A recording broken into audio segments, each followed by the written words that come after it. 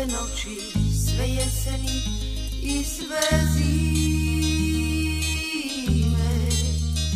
Samo tvoje ime zovem, čuješ li me, čuješ li me? Samo tvoje ime zovem, čuješ li me, čuješ li me? Pozdravnika je ministar znanosti i obrazovanja Radovan Fuchs. Ministre, dobar dan. Dobro reći. Tražim ime, samo tvoje ime Koristim prilike da pohvalim i ravnatelji, i učitelje, i odgajateljice i odgajatelje, samo tvoje i odgajateljice i odgajatelje,